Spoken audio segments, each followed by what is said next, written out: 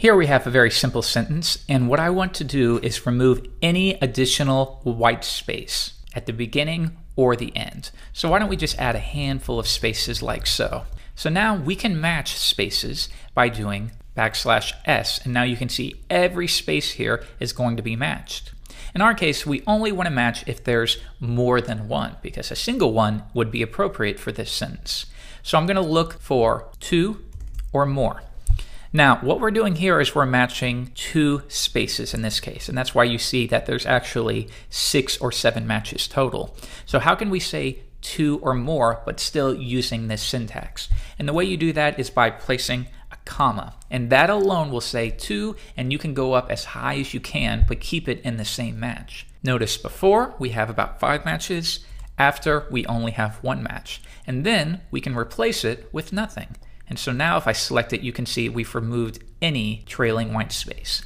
Now if we want to do it at the beginning as well, you'll notice no matter how many we add, that matches and that will be replaced. So if we want to move this into our PHP, we can copy this and we'll say preg match. This is what we're looking for.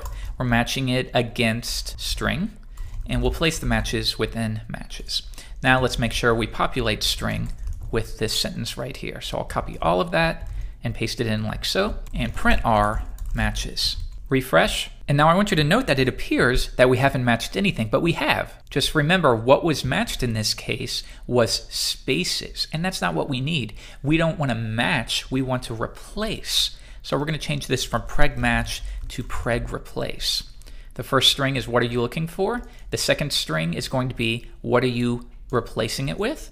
We're going to replace it with nothing, and the third parameter is going to be what are you working with? So now let's try it one more time. I'm going to overwrite the value of string and then echo it out. There we are. Refresh, and now you can see it's removed all trailing white space. Now, if you want to be more specific, where there are situations where there will be more than 1 space within a string, you can also limit that to the beginning. So you could say, look for the beginning of the string and then look for a space 2 or more. And that way you can see that we still have the trailing, but we've only gotten rid of it at the beginning. And then this isn't quite as performant, but then if you wanted to do the end as well, you could say, look for the same thing, but the only difference being at the end. So now we're saying, look for any spaces 2 or more at the beginning of a string, or look for any spaces 2 or more at the end of the string, and now we've removed that. Now you'll learn it's much more advanced than we're going to cover, but this isn't going to be quite as fast as some alternatives. But for where you are right now,